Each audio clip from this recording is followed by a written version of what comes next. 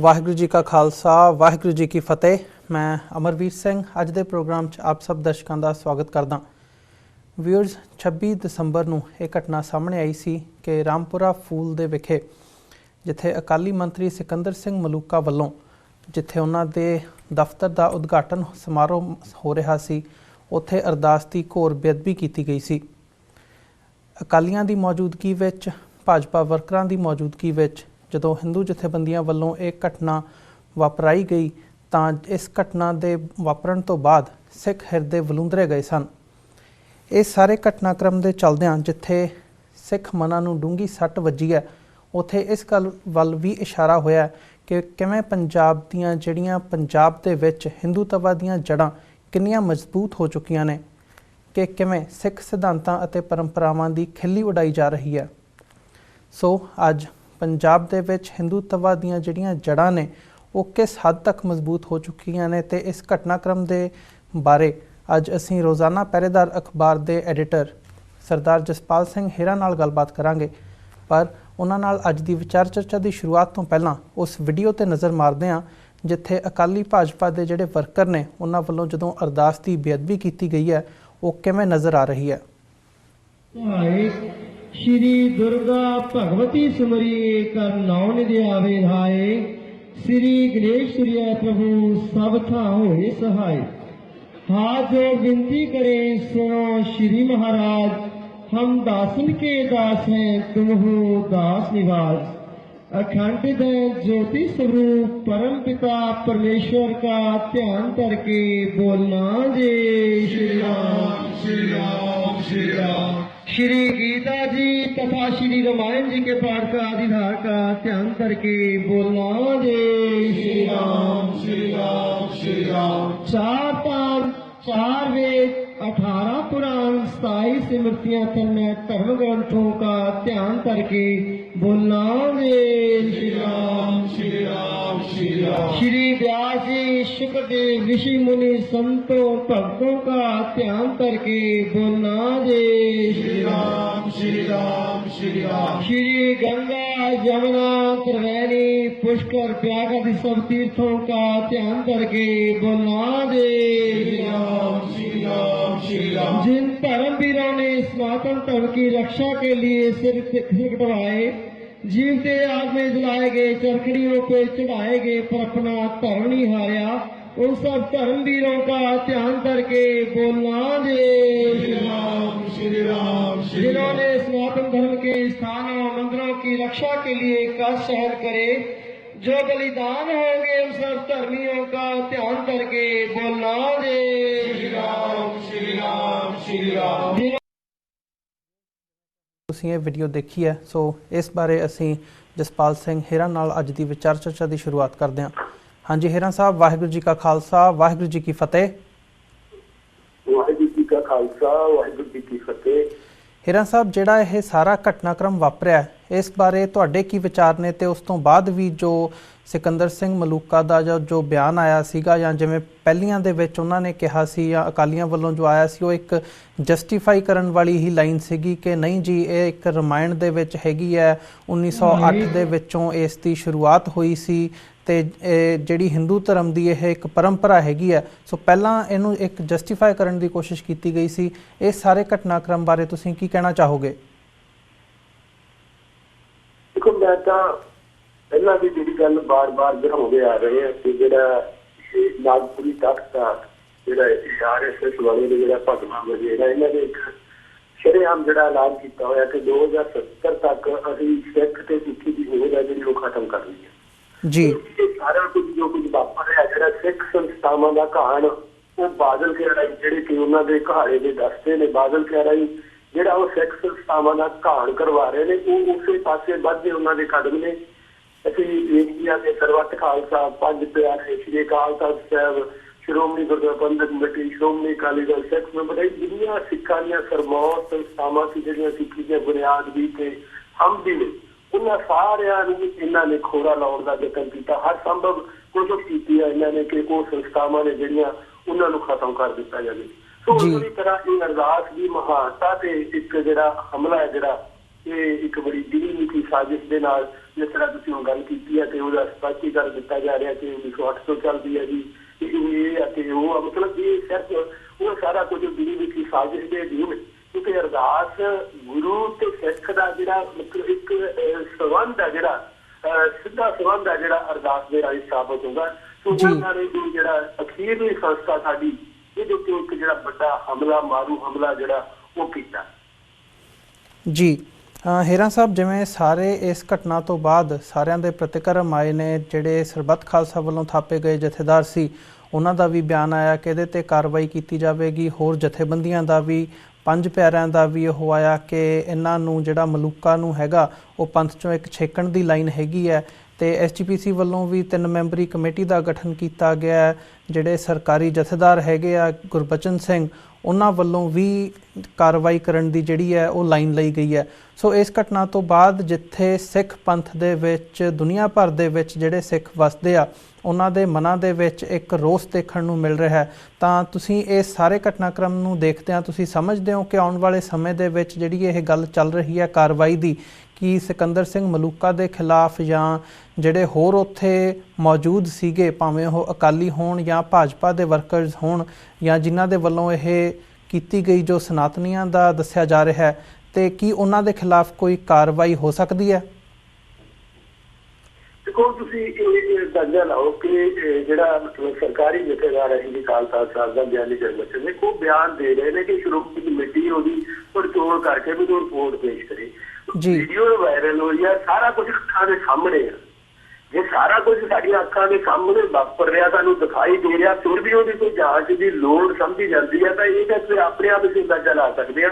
ਉਹ ਸਿਰਫ ਉਸ ਗੱਲ ਨੂੰ ਆਈਡੀ ਕਰਨ ਲਈ, ਤਾਂ ਕਿ ਜਿਸ ਤਰ੍ਹਾਂ ਇਹਨਾਂ ਨੇ ਦੇਖਿਆ ਕਿ ਸਮਾਂ ਅਨੁਸਾਰ ਜਿਵੇਂ ਸ੍ਰੀ ਗੁਰੂ ਗ੍ਰੰਥ ਸਾਹਿਬ ਮਹਾਰਾਜ ਦੀ ਬੇਅਦਬੀ ਕਾਂਡ ਆ ਜਿਹੜਾ ਉਹ ਹੌਲੀ ਹੌਲੀ ਕਰਕੇ ਤੇ ਸੰਗਤਾਂ ਨੇ ਜਿਹੜੀਆਂ ਉਹ ਇੱਕ ਤਰ੍ਹਾਂ ਭੁੱਲ ਹੀ ਗਈਆਂ।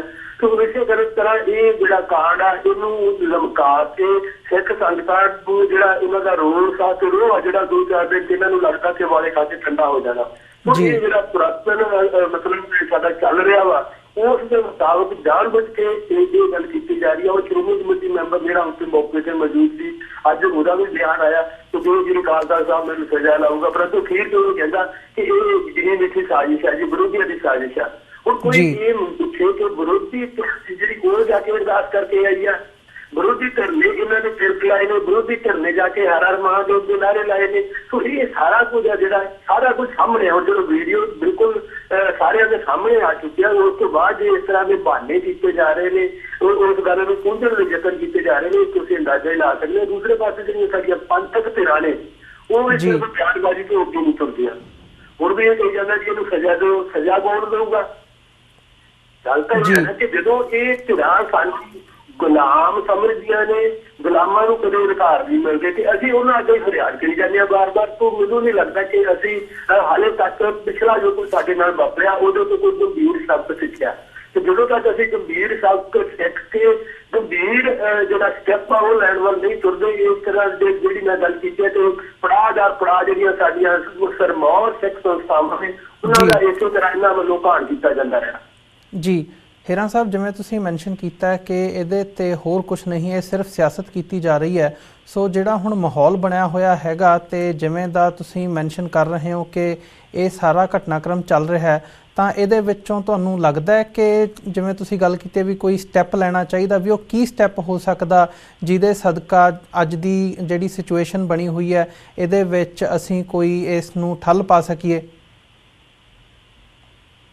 ਦੇਖੋ, ਜਿਸ ਤਰ੍ਹਾਂ ਮਤਲਬ ਸ਼੍ਰੀ ਗੁਰੂ ਗ੍ਰੰਥ ਸਾਹਿਬ ਮਹਾਰਾਜ ਦੀ ਬੇਅਦਬੀ ਕਾਂਡ ਦੇ ਮੁੱਢਲੇ ਦਿਨਾਂ 'ਚ ਜਿਸ ਤਰ੍ਹਾਂ ਦਾ ਸਿੱਖਾਂ ਦੇ ਵਿੱਚ ਰੋਸ ਸੀ, ਬਿਲਕੁਲ ਉਹੀ ਦੁਬਾਰਾ ਰਿਪੀਟ ਹੋ ਰਿਹਾ ਵਾ। ਬਿਲਕੁਲ ਉਸੇ ਤਰ੍ਹਾਂ ਦਾ ਰੋਸ ਆ ਜਿਹੜਾ ਉਹ ਦਿਖਾਈ ਦੇ ਰਿਹਾ। ਕੱਲ੍ਹ ਕੋਈ ਸਿੱਖਾਂ 'ਚ ਜਿਹੜਾ ਸ਼੍ਰੋਮਣੀ ਕਮੇਟੀ ਦੀ ਕਾਰਜਕਾਰਨੀ ਦਾ ਮੈਂਬਰ ਵੀ ਹੈ ਤੇ ਸਿੱਖ ਫੈਡਰੇਸ਼ਨ ਦਾ ਆਪਣੇ ਆਪ ਨੂੰ ਪ੍ਰਧਾਨ ਵੀ ਹੋਣਾ ਗੁਰਚਰਨ ਸਿੰਘ ਗਰੇਵਾਲ, ਉਹਨੂੰ ਉੱਥੇ ਨੌਜਵਾਨਾਂ ਨੇ ਘੇਰਿਆ, ਕਾਲੇ ਝੰਡੇ ਵਿਖਾਏ। ਮਤਲਬ ਇਹ ਇੱਕ ਰੋਹ ਆ ਜਿਹੜਾ ਉਹ ਦੁਬਾਰਾ ਉਸੇ ਤਰ੍ਹਾਂ ਦਾ ਪੈਦਾ ਹੁੰਦਾ ਜਾ ਰਿਹਾ। ਹੁਣ ਇਸ ਰੋਹ ਦੇ ਵਿੱਚੋਂ ਕੱਢਣਾ ਕੀ ਆ? ਕਿਉਂਕਿ ਮਤਲਬ ਜਿਹੜੀਆਂ ਸਾਡੇ ਮਤਲਬ ਸਿੱਖ ਆਗੂ ਨੇ ਉਹਨਾਂ ਨੇ ਜਾ ਕੇ ਕੌਮ ਜਿਹੜੀ ਜਦੋਂ ਕੋਈ ਸੰਘਰਸ਼ ਫਿਕਰ ਤੇ ਪਹੁੰਚਦਾ ਤੇ ਉਹ ਜਿਹੜਾ ਬੇੜਾ ਵਾ ਉਹ ਡੋਬ ਕੇ ਭਰੇ ਹੋ ਜਾਂਦੇ ਨੇ। ਸੋ ਅੱਜ ਫਿਰ ਕਿਉਂਕਿ ਜਿਹੜੇ ਸਾਡੇ ਹਮਲੇ ਹੋ ਰਹੇ ਨੇ, ਮੈਂ ਸਮਝਦਾ ਕਿ ਹੁਣ ਇਹ ਅਸਹਿ ਨੇ ਜੀ। ਅਰਦਾਸ ਤੋਂ ਜਿਹੜਾ ਐਡਾ ਵੱਡਾ ਹਮਲਾ ਹੋਇਆ ਵਾ, ਜਿਹੜਾ ਨੰਗਾ ਚਿੱਟਾ ਹਮਲਾ ਹੋਇਆ, ਤੇ ਫਿਰ ਉਹਦਾ ਸਪਸ਼ਟੀਕਰਨ ਦਿੱਤਾ ਜਾ ਰਿਹਾ। ਕਿਸੇ ਧਿਰ ਨੇ ਇਹ ਗੱਲ ਨਹੀਂ ਕੀਤੀ ਕਿ ਗਲਤ ਹੋਇਆ ਜੀ, ਅਸੀਂ ਇਹ ਸਾਨੂੰ ਮਨੋਂ ਦੁੱਖ ਹੋਇਆ, ਮਤਲਬ ਉਹ ਉਲਟਾ ਉਹਦਾ ਸਪਸ਼ਟੀਕਰਨ ਦਿੱਤਾ ਜਾ ਰਿਹਾ। ਤੇ ਜਦੋਂ ਤੱਕ ਮੈਨੂੰ ਲੱਗਦਾ ਕਿ ਸਿੱਖ ਸੰਗਤਾਂ ਇਕਜੁੱਟ ਹੋ ਕੇ ਇਸ ਪਾਸੇ ਨਹੀਂ ਤੁਰਦੀਆਂ, ਆਗੂਆਂ ਦੀ ਆਸ ਨਹੀਂ ਛੱਡ ਕੇ, ਉਦੋਂ ਤੱਕ ਅਸੀਂ ਇਹਨਾਂ ਤਾਕਤਾਂ ਨੂੰ ਨਕੇਲ ਨਹੀਂ ਪਾ ਸਕਾਂਗੇ। ਜੀ ਹੀਰਾ ਸਾਹਿਬ, ਬਿਲਕੁਲ ਤੁਹਾਡੀ ਇਹ ਠੀਕ ਹੈਗੀ ਹੈ ਗੱਲ ਕਿ ਜਿਹੜੇ ਅਕਾਲੀ ਦਲ ਦੇ ਮੋਢੀ ਹੈਗੇ ਆ ਪ੍ਰਕਾਸ਼ ਸਿੰਘ ਬਾਦਲ ਜਾਂ ਸੁਖਬੀਰ ਸਿੰਘ ਬਾਦਲ ਜਾਂ ਜਿਹੜੇ ਹੋਰ ਲੀਡਰ ਨੇ, ਉਹਨਾਂ ਵੱਲੋਂ ਵੀ ਇਹਦੇ 'ਤੇ ਕੋਈ ਜਿਹੜਾ ਸਟਰੋਂਗ ਰਿਐਕਸ਼ਨ ਨਹੀਂ ਦੇਖਣ ਨੂੰ ਮਿਲਿਆ। ਸੋ ਜੇ ਅਸੀਂ ਇਹਨੂੰ ਗਰਾਊਂਡ ਲੈਵਲ 'ਤੇ ਦੇਖਣਾ ਹੋਵੇ ਤਾਂ ਜਿਹੜੇ ਹੋਰ ਬੰਦੇ ਉੱਥੇ ਮੌਜੂਦ ਸੀਗੇ, ਬਹੁਤੇ ਉਹਨਾਂ ਦੇ ਵਿੱਚੋਂ ਉਸ ਜਿਹੜਾ ਇਨੋਗਰੇਸ਼ਨ ਦਾ ਫੰਕਸ਼ਨ ਸੀ ਉਹਦੇ ਵਿੱਚ ਅਕਾਲੀ ਮੌਜੂਦ ਸੀ।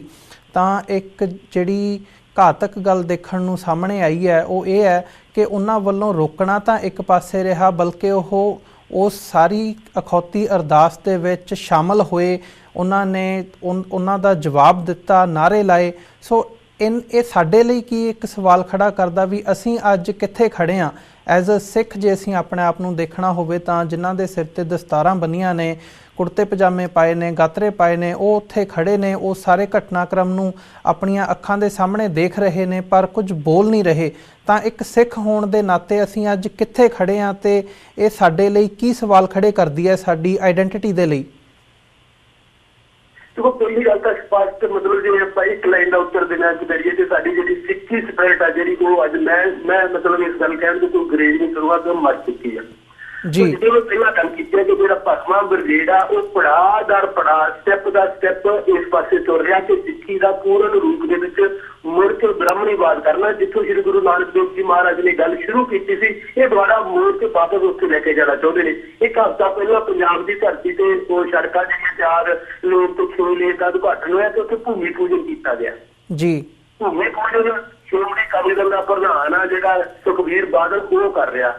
ਉੱਥੇ ਜਿਹੜੇ ਮਤਲਬ ਅਕਾਲੀ ਆਗੂ ਖੜੇ ਨੇ, ਜਿਹੜੇ ਜਿਨ੍ਹਾਂ ਦੇ ਵਿੱਚ ਜ਼ਿਲ੍ਹਾ ਪ੍ਰਧਾਨ ਨੇ, ਜਿਨ੍ਹਾਂ ਨੂੰ ਅਸੀਂ ਸਮਝਦੇ ਕਿ ਇਹਨਾਂ ਚ ਕਿਤੇ ਨਾ ਕਿਤੇ ਮਾੜਾ ਮੋਟਾ ਸਿੱਖੀ ਦਾ ਮਾਦਾ, ਉਹ ਵੀ ਤਿਲਕ ਲਵਾਉਂਦੇ ਨੇ। ਉਹ ਵੀ ਜਿਵੇਂ ਉੱਥੇ ਘਟਨਾ ਵਾਪਰੀ ਰਾਮਪੁਰਾ ਪਹੁੰਚੇ, ਉਹ ਵੀ ਉਸੇ ਤਰ੍ਹਾਂ ਪੂਰਾ ਮਤਲਬ ਜਿਹੜੀ ਸਿੱਖੀ ਸਪਿਰਿਟ ਆ ਉਹ ਮਰ ਚੁੱਕੀ ਹੈ। ਸਿਰਫ ਤੇ ਸਿਰਫ ਸਤਾ ਲਾਲਸਾ, ਲੋਭ ਲਾਲਸਾ ਤੇ ਚਾਪਲੂਸੀ ਇਹ ਭਾਰੂ ਹੋ ਚੁੱਕੀ ਹੈ। ਬਾਦਲ ਕਹਿੰਦੇ ਤੇ ਪੂਰੀ ਤਰ੍ਹਾਂ ਜਿਹੜੀਆਂ ਦੂਸਰੀਆਂ ਪੰਥਕ ਧਿਰਾਂ ਨੇ ਜਿਹੜੀਆਂ ਉਹ ਵੀ ਮਤਲਬ ਜਿਹੜਾ ਸਿਰ ਤਲੀ ਤੇ ਧਰਨ ਵਾਲੀ ਗੱਲ ਆ ਉਹਦੇ ਤੋਂ ਸਾਰੀਆਂ ਪਿੱਛੇ ਹਟ ਚੁੱਕੀਆਂ ਨੇ।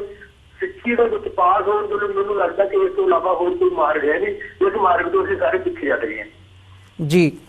ਹੀਰਾ ਸਾਹਿਬ, ਜਿਵੇਂ ਤੁਸੀਂ ਗੱਲ ਕਰ ਰਹੇ ਹਾਂ ਅਸੀਂ ਕਿ ਜਿਹੜਾ ਹਿੰਦੂਤਵਾ ਦਾ ਪ੍ਰਭਾਵ ਹੈਗਾ ਉਹ ਬਹੁਤ ਵੱਧ ਰਿਹਾ ਪੰਜਾਬ ਦੇ ਵਿੱਚ। ਸੋ ਆਉਣ ਵਾਲੀਆਂ ਚੋਣਾਂ ਦੇ ਹਿਸਾਬ ਨਾਲ ਵੀ ਤੇ ਜੇ ਅਸੀਂ ਦੇਖਣਾ ਹੋਵੇ ਕਿ ਜਿਵੇਂ ਗੁਰੂ ਗੋਬਿੰਦ ਸਿੰਘ ਜੀ ਦਾ ਪ੍ਰਕਾਸ਼ ਦਿਹਾੜਾ ਜਿਹੜਾ 350ਵਾਂ ਪ੍ਰਕਾਸ਼ ਦਿਹਾੜਾ ਆ ਰਿਹਾ, ਸੋ ਉਹਨੂੰ ਮਨਾਉਣ ਦੇ ਲਈ ਸੰਗਤਾਂ ਦੇ ਵਿੱਚ ਜਿਹੜਾ ਇਹ ਹਿੰਦੂਤਵਾ ਦਾ ਪ੍ਰਭਾਵ ਹੈਗਾ ਉਹਦੀਆਂ ਜਿਹੜੀਆਂ ਜੜ੍ਹਾਂ ਨੇ ਉਹ ਕਿੱਥੇ ਤੱਕ ਘਰ ਕਰ ਚੁੱਕੀਆਂ ਨੇ ਤੇ ਆਉਣ ਵਾਲੇ ਸਮੇਂ ਦੇ ਵਿੱਚ ਇਹ ਸਾਨੂੰ ਸਿੱਖੀ ਨੂੰ ਕਿਸ ਤਰ੍ਹਾਂ ਦੀਆਂ ਔਕੜਾਂ ਦਾ ਸਾਹਮਣਾ ਕਰਨਾ ਪੈ ਸਕਦਾ ਹੈ? ਜੀ, ਇੱਕ ਬਹੁਤ ਵੱਡਾ ਮੁੱਦਾ ਅੱਜ ਪਹਿਰੇਦਾਰ ਦੇ ਫਰੰਟ ਤੇ ਉਹ ਤਸਵੀਰ ਛਪੀ ਹੈ ਜਿਹੜੀ ਪਟਨਾ ਸਾਹਿਬ ਦੇ ਮਤਲਬ ਥਾਂ ਤੇ ਬੋਰਡ ਲੱਗੇ ਨੇ ਜੀ। ਮੋਦੀ ਤੇ ਜਿਹੜੇ ਮੋਦੀ ਦੇ ਨਾਲ ਦੇ ਹੋਰ ਭਾਜਪਾ ਆਗੂ ਨੇ ਉਹਨਾਂ ਦੀਆਂ ਫੋਟੋ ਬਿਲਕੁਲ ਉੱਪਰ ਵੱਡੀਆਂ ਕਰਕੇ ਲੱਗੀਆਂ ਨੇ। ਗੁਰੂ ਗੋਬਿੰਦ ਸਿੰਘ ਮਹਾਰਾਜ ਦੀ ਫੋਟੋ ਥੱਲੇ ਲੱਗੀ ਹੈ ਜੀ।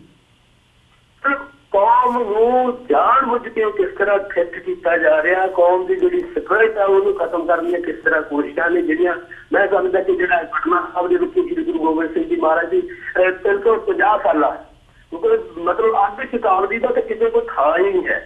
ਸਿਰਫ ਵੋਟ ਰਾਜਨੀਤੀ ਕਾਰਨ ਜਾਂ ਜਿਹੜਾ ਉਹਨਾਂ ਹਿੰਦੂਵਾਦੀਆਂ ਦਾ ਏਜੰਡਾ ਜਿਹੜਾ ਕਿ ਪੰਜਾਬ ਦੀ ਧਰਤੀ ਤੋਂ ਬਾਹਰ ਜਿਹੜਾ ਸਿੱਖੀ ਤੇ ਬ੍ਰਾਹਮਣਵਾਦ ਦਾ ਮੁਲੰਮਾ ਹੋਰ ਚੜਾਇਆ ਜਾ ਸਕਦਾ ਉਹ ਬਣਾਉਣ ਦੀ ਕੋਸ਼ਿਸ਼ ਦੇ ਅਧੀਨ ਜੋ ਸਾਰਾ ਕੁਝ ਕੀਤਾ ਜਾ ਰਿਹਾ ਜੀ। ਹੀਰਾ ਸਾਹਿਬ, ਤੁਹਾਨੂੰ ਜਿਵੇਂ ਤੁਸੀਂ ਅੱਜ ਦਾ ਮੈਂਸ਼ਨ ਕੀਤਾ ਕਿ ਪਹਿਰੇਦਾਰ ਦੇ ਵਿੱਚ ਫਰੰਟ ਪੇਜ ਤੇ ਇਹ ਖਬਰ ਲੱਗੀ ਹੈ, ਤੁਸੀਂ ਪੋਸਟਰ ਦੀ ਫਲੈਕਸਿਸ ਦੀ ਗੱਲ ਕੀਤੀ ਹੈ, ਤਾਂ ਕੋਈ ਹੋਰ ਇੱਦਾਂ ਦਾ ਜਿਹੜਾ ਕੋਈ ਲਿਟਰੇਚਰ ਵੰਡਣ ਦੀ ਗੱਲ ਹੈਗੀ ਹੈ ਸਿੱਖ ਵਿਰੋਧੀ ਅੰਸਰਾਂ ਵੱਲੋਂ, ਕੋਈ ਉੱਦਾਂ ਦੀ ਖਬਰ ਵੀ ਸਾਹਮਣੇ ਆ ਰਹੀ ਹੈ ਇਹਨਾਂ ਦਿਨਾਂ ਦੇ ਵਿੱਚ? ਬਿਲਕੁਲ, ਜਿਹੜਾ ਮਤਲਬ ਇਹਨਾਂ ਨੇ ਸਿੱਖ ਇਤਿਹਾਸ ਜਿਹੜਾ ਇਹਨਾਂ ਨੇ ਨਾਗਪੁਰੀ ਤਖਤ ਨੇ ਛਪਾਇਆ ਹੋਇਆ ਜਿਹਦੇ ਵਿੱਚ ਗੁਰੂ ਗੋਬਿੰਦ ਸਿੰਘ ਜੀ ਮਹਾਰਾਜ ਦਾ ਜਿਹੜੇ ਬਚਪਨ ਖਾਸ ਤੌਰ ਤੇ ਉਹਦੇ ਵਿੱਚ ਜਿਹੜੀਆਂ ਕਰਾਮਾਤੀ ਕਾਰਮਕਾ ਜਿਹੜਾ ਉਸ ਤਰ੍ਹਾਂ ਦਾ ਲਿਟਰੇਚਰ ਹੈ ਜਿਹੜਾ ਉਹ ਪੂਰਾ ਮਤਲਬ ਇਸ ਵੇਲੇ ਜਿਹੜਾ ਕਿ ਇਹਨਾਂ ਨੇ ਟੈਂਟ ਸਿਟੀ ਬਣਾਇਆ ਉਹਦੇ ਵਿੱਚ ਵੰਡਿਆ ਜਾ ਰਿਹਾ ਜੀ। ਹੀਰਾ ਸਾਹਿਬ, ਇਹਦੇ ਵਿੱਚ ਸਾਡਾ ਕੀ ਰੋਲ ਬਚ ਜਾਂਦਾ ਜੇ ਅਸੀਂ ਸ਼੍ਰੋਮਣੀ ਗੁਰਦੁਆਰਾ ਪ੍ਰਬੰਧਕ ਕਮੇਟੀ ਨੂੰ ਦੇਖਣਾ ਹੋਵੇ ਜਾਂ ਅਕਾਲ ਤਖਤ ਨੂੰ ਦੇਖਣਾ ਹੋਵੇ ਜਾਂ ਸਿਆਸਤ ਦੇ ਹਵਾਲੇ ਨਾਲ ਕਹਿ ਲਓ ਜਿਹੜੀ ਅੱਜ ਸੱਤਾਧਾਰੀ ਹੈਗੀ ਹੈ ਬਾਦਲ ਪਰਿਵਾਰ, ਬਾਦਲ ਸਰਕਾਰ, ਸੋ ਇਹਨਾਂ ਦੇ ਹਵਾਲੇ ਨਾਲ ਤੁਸੀਂ ਕੀ ਸਮਝਦੇ ਹੋ? ਇਹਨਾਂ ਵੱਲੋਂ ਕੋਈ ਬਿਆਨ ਵੀ ਨਾ ਦੇਣਾ ਇਹ ਸਾਨੂੰ ਕਿੱਥੇ ਖੜਾ ਕਰਦਾ ਅੱਜ? ਦੇਖੋ, ਮੈਨੂੰ ਲੱਗਦਾ ਕਿ ਇਸ ਸਵਾਲ ਦਾ ਜਵਾਬ ਤਾਂ ਸਾਨੂੰ ਵਾਰ-ਵਾਰ ਲੈਣਾ ਹੀ ਨਹੀਂ ਚਾਹੀਦਾ। ਇਸ ਸਵਾਲ ਦਾ ਜਵਾਬ ਸਾਡੇ ਕੋਲ ਸਪਸ਼ਟ ਰੂਪ ਦੇ ਵਿੱਚ ਆ ਕਿ ਬਾਦਲ ਕੇ ਤੇ ਨਾਗਪੁਰੀ ਤਖਤ ਦਾ ਇਹਦੇ ਵਿੱਚ ਕੋਈ ਅੰਤਰ ਨਹੀਂ। ਉਹ ਹਿੰਦੂ ਸਰੂਪ 'ਚ ਨੇ, ਇਹ ਸਿਰਫ ਸਿੱਖੀ ਸਰੂਪ 'ਚ ਨੇ। ਸੋਚ ਦੋਨਾਂ ਦੀ ਇੱਕੋ ਆ ਤੇ ਸਿੱਖ ਧਰਮ ਦੀ ਜਿਹੜਾ ਨਿਆਰਾ ਤੇ ਨਿਆਲਾ ਪਾਣਾ ਉਹਨੂੰ ਖਤਮ ਕਰਨਾ। ਸੋ ਬਾਦਲ ਗਿਆ ਤੋਂ ਅਸੀਂ ਕਿਸੇ ਤਰ੍ਹਾਂ ਦੀ ਉਮੀਦ ਆ ਜਿਹੜੀ ਉਹ ਸਿੱਖੀ ਸਿਧਾਂਤਾਂ, ਸਿੱਖ ਪਰੰਪਰਾਵਾਂ ਤੇ ਸਿੱਖ ਮਰਿਆਦਾ ਦੀ ਰਾਖੀ ਵੀ ਨਾ ਸਾਨੂੰ ਕਰਨੀ ਚਾਹੀਦੀ ਹੈ ਤੇ ਨਾ ਕਰਨੀ ਚਾਹੀਦੀ ਹੈ। ਜੀ ਹੀਰਾ ਸਾਹਿਬ, ਜੇ ਅਸੀਂ ਹੁਣ ਥੋੜ੍ਹਾ ਜਿਹਾ ਚੋਣਾਂ ਦੇ ਹਵਾਲੇ ਨਾਲ ਗੱਲ ਕਰੀਏ ਤਾਂ ਜਿਵੇਂ ਦੀਆਂ ਖਬਰਾਂ ਉੱਥੋਂ ਆ ਰਹੀਆਂ ਨੇ ਕਿ ਲੋਕ ਚੇਂਜ ਲੱਭ ਰਹੇ ਨੇ, ਤਾਂ ਜੇ ਇਹ ਚੇਂਜ ਹੁੰਦੀ ਹੈ, ਬਾਦਲ ਸਰਕਾਰ ਤੋਂ ਬਾਅਦ ਕੋਈ ਹੋਰ ਸਰਕਾਰ ਬਣਦੀ ਹੈ ਪੰਜਾਬ ਦੇ ਵਿੱਚ, ਉਹ ਕੋਈ ਵੀ ਹੋਵੇ, ਆਮ ਆਦਮੀ ਪਾਰਟੀ ਦੀ ਹੋਵੇ, ਕਾਂਗਰਸ ਦੀ ਹੋਵੇ, ਤਾਂ ਜਿਹੜੀ ਇਹ ਇੱਕ ਮਾਹੌਲ ਬਣਦਾ ਜਾ ਰਿਹਾ ਹੈ ਸਿੱਖ ਵਿਰੋਧੀ ਮਾਹੌਲ, ਬਾਰ-ਬਾਰ ਘਟਨਾਵਾਂ ਕਦੇ ਪੰਜਾਬ ਦੇ ਵਿੱਚੋਂ ਕਦੇ ਪੰਜਾਬ ਤੋਂ ਬਾਹਰੋਂ ਸਾਹਮਣੇ ਆਉਂਦੀਆਂ ਨੇ, ਥੋੜ੍ਹੇ ਦਿਨਾਂ ਬਾਅਦ ਜਿਹੜੀਆਂ ਸਿੱਖ ਹਿਰਦਿਆਂ ਨੂੰ ਵਲੂੰਦਰਦੀਆਂ ਨੇ, ਕੀ ਇਹਨਾਂ ਨੂੰ ਠੱਲ ਪਾਉਣ ਦੀ ਉਮੀਦ ਫੇਰ ਕੀਤੀ ਜਾ ਸਕਦੀ ਹੈ ਜੇ ਸਰਕਾਰ ਦੇ ਵਿੱਚ ਬਦਲ ਆਉਂਦਾ? ਉਹ ਜਿਹੜੇ ਅਸੀਂ ਜੀ ਖਾਲਸਾ ਪਿੰਡਾਂ ਵਾਲੇ ਗੱਲ ਕਰਦੇ ਹੁੰਦੇ ਸੀ, ਉਹ ਪਾਛੀ ਕੇਲਾ ਤੇ ਦੁਸ਼ਮਣ ਆ ਜਿਹੜੇ ਸ਼ਿਕਾਰੀ ਆ ਜਿਹੜੇ ਉਹਨਾਂ ਦੀ ਗਿਣਤੀ ਨਹੀਂ। ਸੋ ਸਿੱਖ ਕੌਮ ਉਸ ਸਥਿਤੀ ਵਿੱਚ ਖੜੀ ਆ ਕਿ ਸਾਡੇ ਲਈ ਇੱਕ ਪਾਸੇ ਖੂਹ ਆ, ਦੂਸਰੇ ਪਾਸੇ ਖਾਤਾ। ਸੋ ਉਹ ਹਨੇਰਾ ਸਾਹਮਣੇ, ਮਤਲਬ ਕਿਉਂਕਿ ਪੰਥਕ ਧਿਰਾਂ ਨੇ ਜਿਹੜੀਆਂ ਉਹ ਆਪਣੀ ਆਪਸੀ ਜਿਹੜੀ ਫੁੱਟ ਆ ਉਸ ਕਾਰਨ ਇੱਕ ਪਲੇਟਫਾਰਮ ਤੇ ਇਕੱਠੀਆਂ ਨਹੀਂ ਹੋ ਰਹੀਆਂ। ਬੜੀ ਇਸ ਤੋਂ ਵੱਡੀ ਮੈਂ ਸਮਝਦਾ ਕਿ ਕੌਮ ਦੀ ਬਦਕਿਸਮਤੀ ਤਰਾਸਦੀ ਨਹੀਂ ਕੋਈ ਹੋ ਸਕਦੀ ਕਿ ਅੱਜ ਪੰਜਾਬ ਦੀ ਧਰਤੀ ਜਿਹੜੀ ਸਿੱਖੀ ਦੀ ਜਨਮ ਭੂਮੀ ਆ, ਕਰਮ ਭੂਮੀ ਆ, ਉਸ ਧਰਤੀ ਤੋਂ ਸਿੱਖ ਸਿਆਸਤ ਆ ਜਿਹੜੀ ਉਹ ਲੱਭ ਹੁੰਦੀ ਆ ਜੀ। ਜੇ ਅੱਜ ਤਿੰਨ ਧਿਰਾਂ ਮੈਦਾਨ ਵਿੱਚ ਸਾਨੂੰ ਦਿਖਾਈ ਦੇ ਰਹੀਆਂ 2017 ਨੇ, ਤਿੰਨੋਂ ਸਿੱਖ ਦੁਸ਼ਮਣ ਤਾਕਤਾਂ ਨੇ, ਚਾਹੇ ਕੋਈ ਘੱਟ ਆ ਤੇ ਚਾਹੇ ਕੋਈ ਵੱਧ ਆ। ਸੋ ਹੁਣ ਕਿਉਂਕਿ ਬਾਦਲ ਕਿਆਂ ਪ੍ਰਤੀ ਨਫ਼ਰਤ ਇੰਨੀ ਵੱਧ ਚੁੱਕੀ ਆ ਕਿ ਉਹ ਨੰਬਰ ਦੁਸ਼ਮਣ ਇੱਕ ਆ। ਸੋ ਹਰ ਸਿੱਖ ਚਾਹੁੰਦਾ ਕਿ ਪਹਿਲਾਂ ਇਸ ਨੰਬਰ ਇੱਕ ਦੁਸ਼ਮਣ ਨੂੰ ਮਾਰ ਲਿਆ ਜਾਵੇ, ਬਾਕੀ ਫਿਰ ਬਾਅਦ ਚ ਦੇਖਾਂਗੇ। ਸੋ ਇਸ ਸਥਿਤੀਆਂ ਦੇ ਵਿੱਚ ਕੋਈ ਵੀ ਤਾਕਤ ਆ ਜਿਹੜੀ ਅੱਜ ਵੀ ਮੈਨੂੰ ਲੱਗਦਾ ਕਿ ਸਿੱਖਾਂ ਦੀਆਂ ਜਿਹੜੀਆਂ ਸਮੱਸਿਆਵਾਂ ਨੇ ਜਾਂ ਸਿੱਖੀ ਦੀ ਹੋਂਦ ਨੂੰ ਜਿਹੜੀ ਖਤਰਾ ਉਹ ਉਸੇ ਤਰ੍ਹਾਂ ਬਰਕਰਾਰ ਰਹਿਣਾ, ਉਹਦੇ ਲਈ ਸਾਨੂੰ ਇਕਜੁੱਟ ਹੋ ਕੇ ਜੂਝਣਾ ਪੈਣਾ, ਚਾਹੇ ਅੱਜ ਜੂਝ ਲਿਓ, ਚਾਹੇ ਕੱਲ੍ਹ ਜੂਝ ਲਿਓ ਤੇ ਚਾਹੇ ਪਰਸੋਂ ਜੂਝ ਲਿਓ। ਜੀ ਹੀਰਾ ਸਾਹਿਬ, ਤੁਸੀਂ ਇਹ ਜਿਹੜੀਆਂ ਤਿੰਨੋਂ ਪਾਰਟੀਆਂ ਨੇ, ਕਾਂਗਰਸ, ਅਕਾਲੀ, ਭਾਜਪਾ ਅਤੇ ਆਮ ਆਦਮੀ ਪਾਰਟੀ, ਤਿੰਨਾਂ ਨੂੰ ਤੁਸੀਂ ਸਿੱਖ ਵਿਰੋਧੀ ਪਾਰਟੀਆਂ ਕਹਿ ਰਹੇ ਹੋ। ਦੋ ਦਾ ਅਸੀਂ ਇਤਿਹਾਸ ਦੇ ਨਾਲ ਜੇ ਪਿਛੋਕੜ ਦੇਖ ਕੇ ਦੇਖਣਾ ਹੋਵੇ ਤਾਂ ਉਹਨਾਂ ਦਾ ਰੋਲ ਸਮਝ ਆਉਂਦਾ। ਆਮ ਆਦਮੀ ਪਾਰਟੀ ਦੇ ਹਵਾਲੇ ਨਾਲ ਮੈਂ ਤੁਹਾਡੇ ਕੋਲੋਂ ਇੱਕ ਸਵਾਲ ਪੁੱਛਣਾ ਚਾਹੁੰਦਾ ਕਿ ਜਿਹੜੇ ਅੱਜ ਦੇ ਡੇਟ ਦੇ ਵਿੱਚ ਖਾਸ ਤੌਰ 'ਤੇ ਜੇ ਅਸੀਂ ਬਾਹਰੋਂ ਦੇਖੀਏ, ਬਾਹਰਲੇ ਮੁਲਕਾਂ ਦੇ ਵਿੱਚੋਂ, ਉਹ ਅਮਰੀਕਾ ਕੈਨੇਡਾ ਦੇ ਵਿੱਚੋਂ ਹੋਣ, ਆਸਟ੍ਰੇਲੀਆ ਦੇ ਵਿੱਚੋਂ ਹੋਣ ਜਾਂ ਯੂਰਪ ਦੇ ਵਿੱਚੋਂ ਹੋਣ, ਆਮ ਆਦਮੀ ਪਾਰਟੀ ਨੂੰ ਭਰਵੀਂ ਸਪੋਰਟ ਮਿਲ ਰਹੀ ਹੈ ਸਿੱਖ ਹਲਕਿਆਂ ਦੇ ਵਿੱਚੋਂ। ਸੋ ਜੇ ਇਹ ਸਿੱਖ ਵਿਰੋਧੀ ਪਾਰਟੀ ਹੈਗੀ ਹੈ ਤਾਂ ਇਸ ਸਪੋਰਟ ਦਾ ਕੀ ਕਾਰਨ ਹੈ? ਜਾਂ ਇਹ ਕਹਿ ਲਈਏ ਕਿ ਉਹ ਜਿਹੜਾ ਸਿੱਖ ਵਿਰੋਧੀ ਚਿਹਰਾ ਹੈਗਾ ਜਿਹਦੀ ਤੁਸੀਂ ਗੱਲ ਕੀਤੀ ਹੈ ਉਹ ਮੈਜੋਰਿਟੀ ਸਿੱਖਾਂ ਨੂੰ ਜਾਂ ਪੰਜਾਬੀਆਂ ਨੂੰ ਨਜ਼ਰ ਨਹੀਂ ਆ ਰਿਹਾ?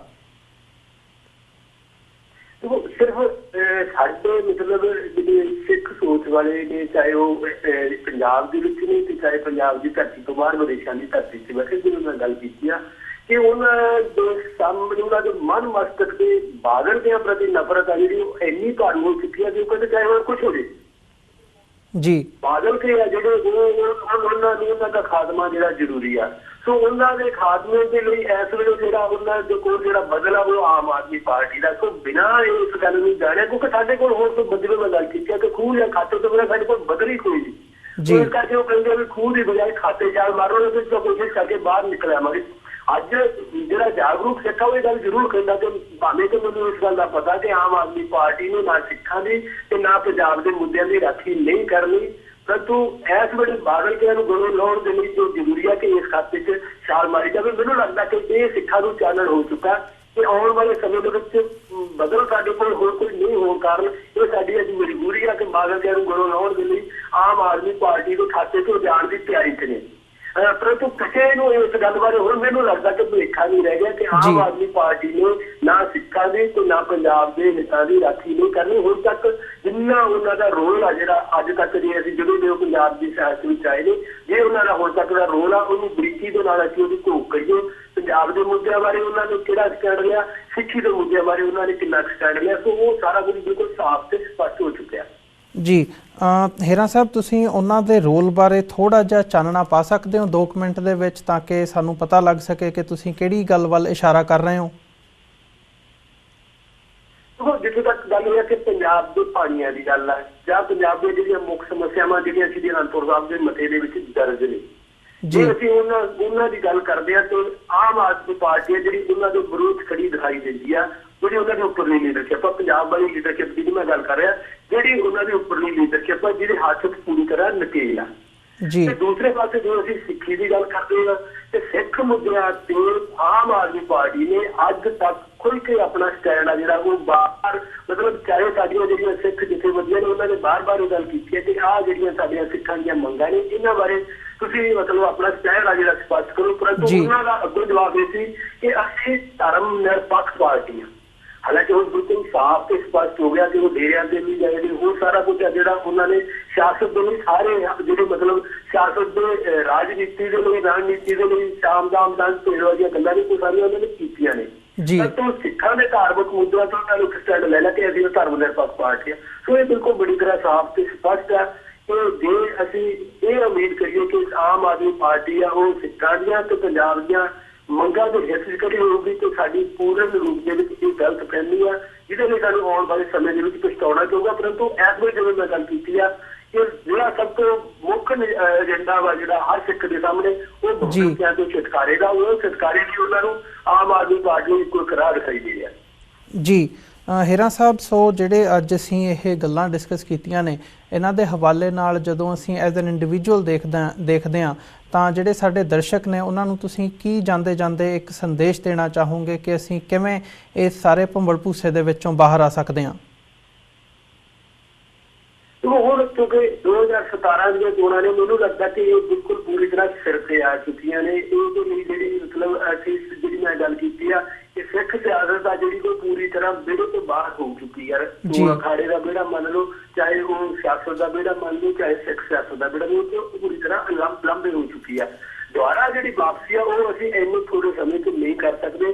ਹੁਣ ਇਸ ਵੇਲੇ ਜਿਹੜੀ ਅਸੀਂ ਗੱਲ ਜਿਹੜੀ ਆਪਾਂ ਇਸ ਵੇਲੇ ਸਾਡੇ ਸਾਹਮਣੇ ਆ ਕਿ ਜਿਹੜੀਆਂ ਸਿੱਖ ਸੰਸਥਾਵਾਂ ਤੇ ਹਮਲਾ ਹੋ ਰਿਹਾ, ਨਾਗਪੁਰੀ ਤਖਤ ਕਰ ਰਿਹਾ, ਮੋਦੀ ਤੇ ਕਰ ਰਹੇ ਨੇ, ਬਾਦਲ ਕਿਆਂ ਦੇ ਰਾਹੀਂ ਕਰ ਰਹੇ ਨੇ।